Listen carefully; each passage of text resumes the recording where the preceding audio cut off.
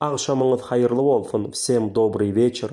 Eger bagryňyzda kemçilik barmy ýokmy biljek bolsaňyz, bir kiçirak test var.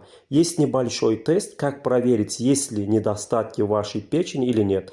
Elin aýasyna seretýäňiz, eger gyzaryp duran yerler var bolsa, meselem meniň başam barmagyň yeri gyzaryp dur. Onda bagryňyzda kemçilik bar. Eger elin aýasy appak ýa-da bir reňkli bolsa, onda siziň bagryňyz şular ýaly. Inne aýdyşym ýalyk meniň elimiň aýasynyň gyzarýan yerleri bar. Şonuň üçin men şu günden başlap rastaropşaň urbečini iýip başladym. Rastaropşa tapawdy ýok, urbeç görnüşde bolsun. Ýa, öwelen, tohumy bagr üçin gaty peýdalydyr. Не имеет значения расторопша в виде урбича, масла, молотая семена для печени, она очень полезная. Inni yine bir test var. Bagryňyzda ýağ köpmi ýa ýağ tutonmy şonu biljek bolsaňyz, onuň bir testi görkezýin. Если хотите узнать, заплыла ли ваша печень жиру или нет, есть тест.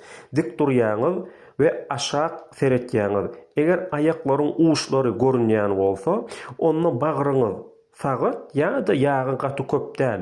Emma garnyň aşagyndan aýagyň uçlary görünmese, onda bagryňyzy ýağ tutondyr. Hökman uğruna çykýaňyz. Смотрите вниз. Если кончики ваших ног видны, значит жира много в печени нету или совсем ее нету.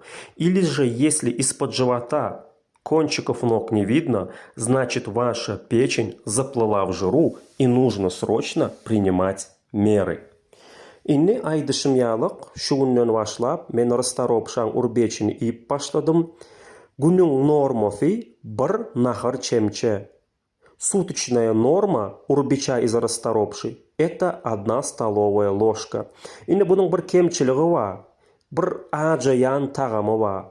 Şonuň üçin men näme etýän?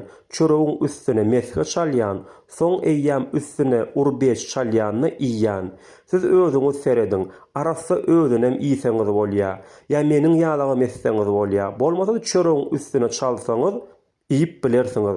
У расторопши есть горьковатый привкус, поэтому я сначала на хлеб накладываю сливочное масло, только потом урбеч, а вы уже на свое усмотрение. Можете принимать в чистом виде, с хлебом или, как я, хлеб, масло, а потом урбеч.